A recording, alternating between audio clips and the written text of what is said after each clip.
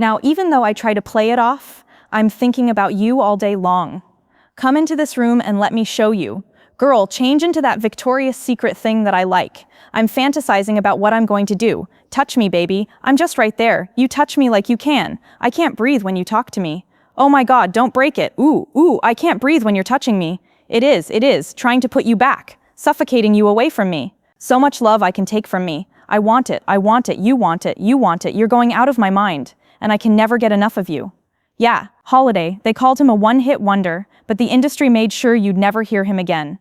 They said he vanished, that he peaked with one song and faded into R&B oblivion, that Jay Holiday was just another silk voice singer who got lucky with bed and then fell asleep on his own career. But what if that's not what happened at all? What if the real story is darker and more intentional? Because behind the scenes there was beef, there were backroom deals, and there was a system that pushed Jay Holiday to the edge and then acted surprised when he stopped playing nice. This wasn't some lazy artist who couldn't keep up. This was sabotage disguised as silence. He was too real for the labels, too independent for the suits, and too outspoken for the gatekeepers who wanted him grateful and quiet. And when he dared to speak up, he got iced out. This is the story of how an artist with the voice, the pen, and the presence to become a household name was systematically sidelined, and how the people who claimed they made him might have been the ones who buried him. Because Jay Holiday didn't fall off, they pushed him. Let's start with how the whole one-hit wonder myth even got legs. In 2007, Jay Holiday dropped Bed, a smooth, sultry track that instantly dominated radio. It wasn't just a hit, it was the R&B anthem. Every bedroom playlist had it. Every slow dance ended with it, and for a moment it seemed like Jay Holiday was about to join the ranks of Usher, Neo, and Trey Songz. But here's the twist. Bed wasn't even supposed to be his.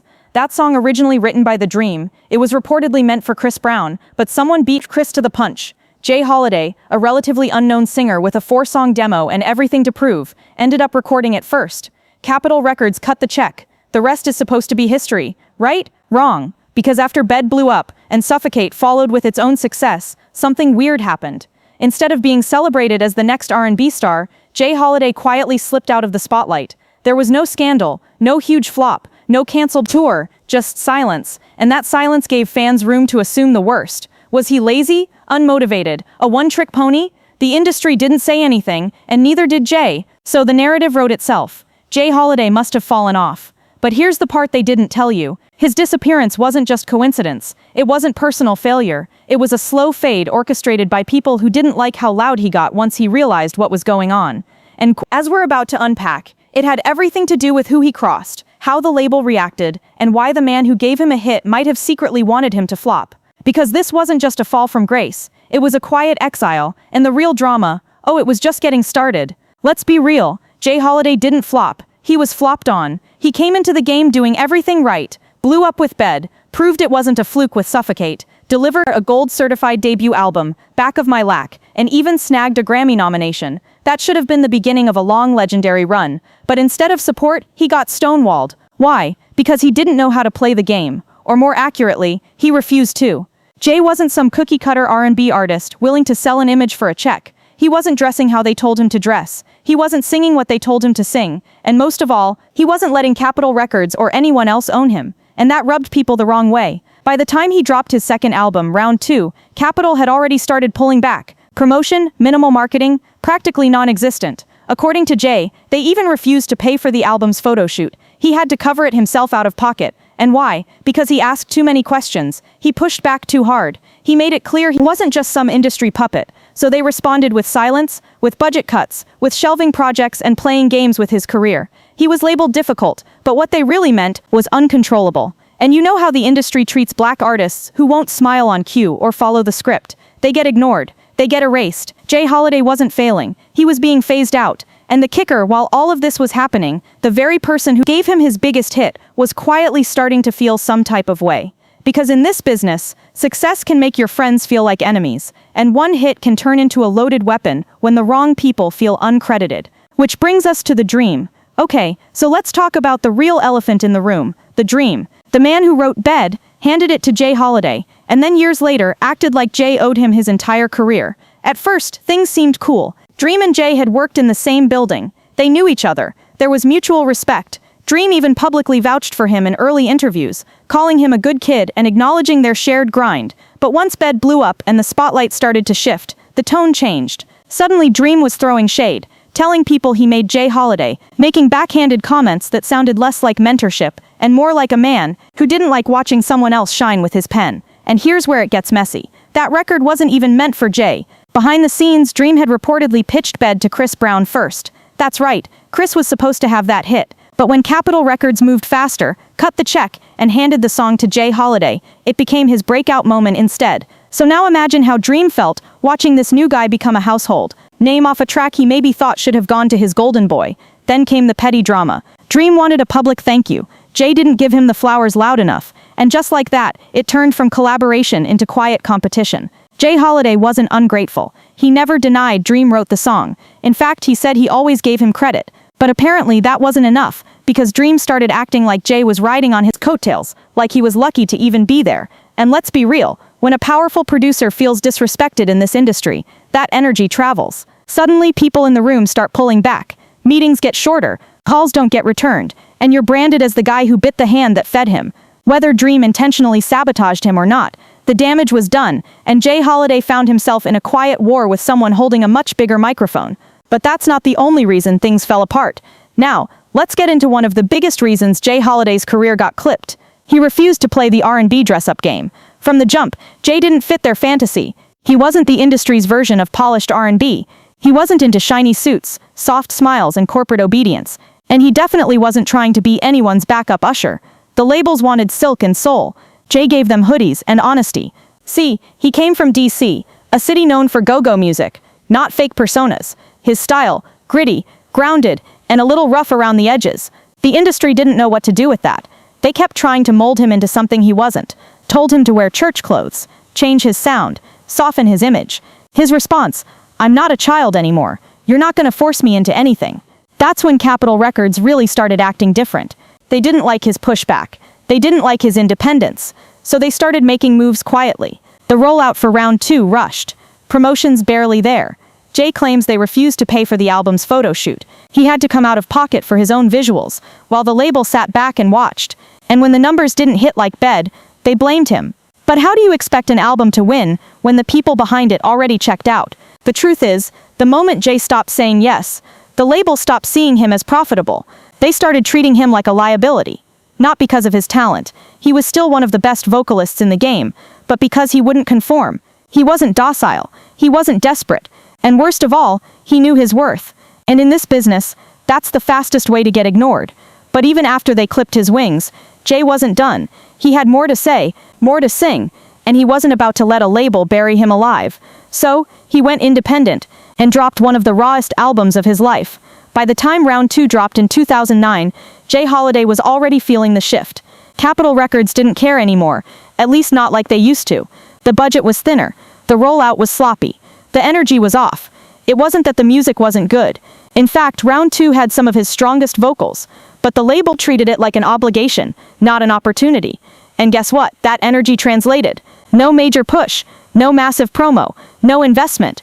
So naturally, when it didn't explode like back of my lack, they threw their hands up and said, "See, he fell off." But they weren't telling the whole story.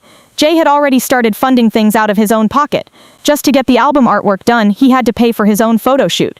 He wasn't even asking for the red carpet. He was asking for basic support.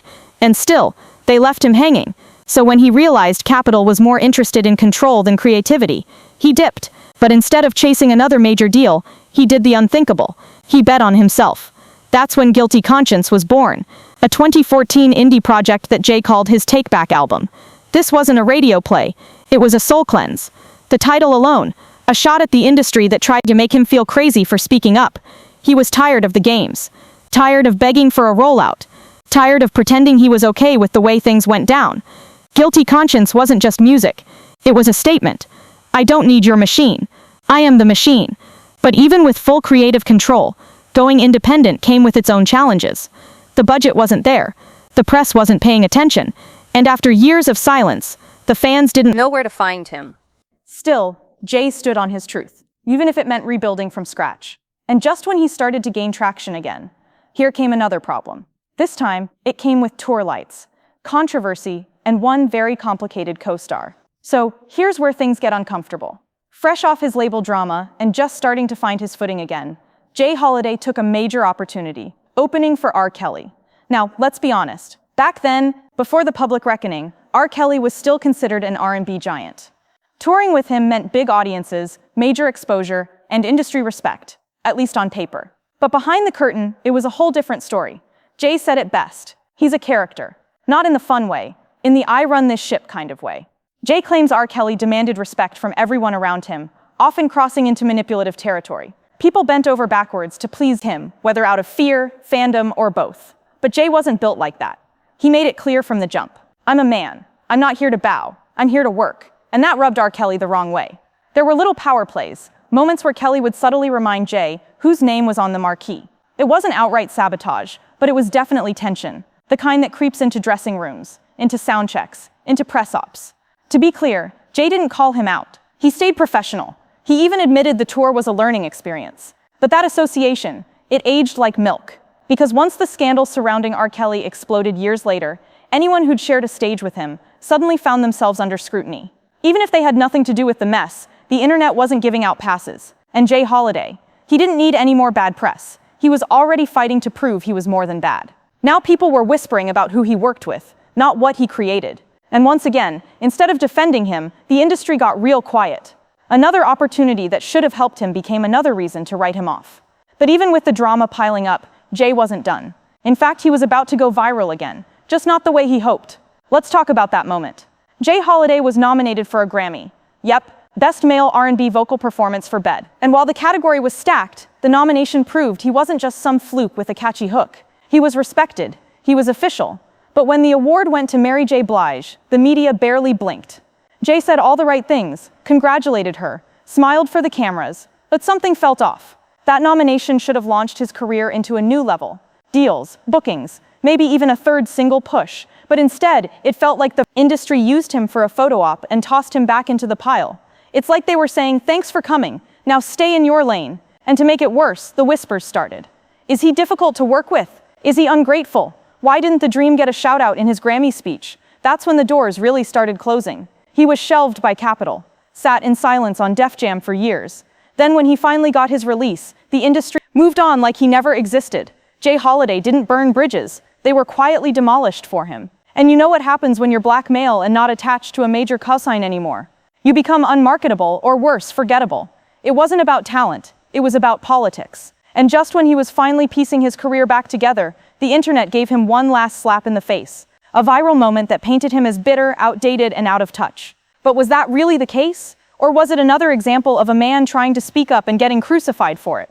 If people didn't know where Jay Holiday had been, they definitely heard about him after this. It was a short clip, a red carpet, and Jay Holiday talking about female R&B artists. He didn't call anyone out directly, but he did mention Beyoncé, Cardi B, and Suzy Air in the same breath as what he called a pain marketing trend.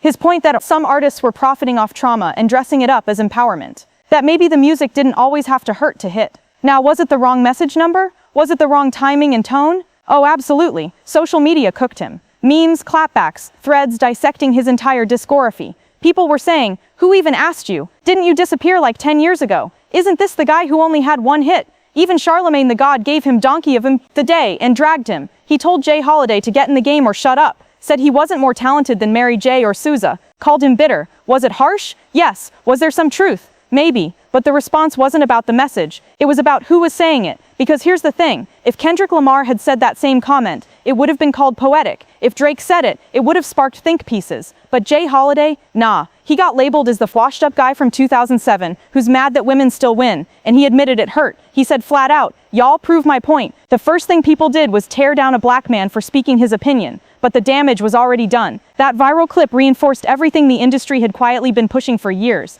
That Jay Holiday was stuck in the past, irrelevant and bitter, and it overshadowed the truth that this was a man who had survived multiple label betrayals, industry pettiness, and a system that never fully embraced him, but still had something to say. He wasn't hating, he was hurting, and he was tired of being silent. But after all the chaos, after all the pushback, Jay Holiday didn't give up. Instead, he did what real artists do when the world stops listening. He came back. Most artists would have tapped out by now. Grammy nominated, blackballed, publicly clowned, and written off by the same industry that once praised you. Yeah, most would have taken that as a sign to quit. but not Jay Holiday. Instead, he went back to square one, but this time on his own terms. In 2013, he launched Holiday Music Group, his own label built around creative control, ownership, and loyalty. No more being told what to wear. No more waiting on budgets that never showed up. No more begging execs to care. He became the boss. And in 2023, he dropped a new single that changed everything. 25 to Life. Let's be real, the title alone was a statement, because being in the music industry, it felt like doing time. Always following orders, always being watched, always punished when you push back. But this time, he wasn't doing the sentence for someone else's system. He was owning his story. He called the full album Time, and it wasn't just a comeback, it was a reflection, a reset, a reminder that Jay Holiday didn't vanish. He reloaded. The vocals were still crisp, the emotion still raw, and the message crystal clear. I'm not here to chase trends, I'm here to chase truth. He's been vocal about what went wrong. He doesn't sugarcoat the label sabotage, the dream drama, or the industry hypocrisy. But he's also not stuck in the past. He's focused on his now, on making music that means something, on proving that being written off doesn't mean you're done. It means you've got nothing left to lose. No middlemen, no filters, just him, a mic, and a second chance. Because if the industry tried to bury him, he just turned it into a rebirth. Jay Holiday's story isn't one of failure, it's one of friction, the kind that happens when talent meets a system designed to control it. He didn't vanish, he was muted, he didn't fall off, he was boxed out, from Capitol Records' quiet sabotage to Dream's ego-driven entitlement to the viral moment that reduced his pain to a punchline. Jay Holiday's career has been a case study in what happens when a black artist refuses to be molded, managed, and muzzled. And yet he's still here, still writing, still singing, still owning his voice in an industry that once tried to erase it. So next time someone calls him a one-hit wonder, just remember he had hits. What he didn't have was protection. And maybe the question was never, where's Jay Holiday been? Maybe the real question is, why did the industry work so hard to make sure you forgot?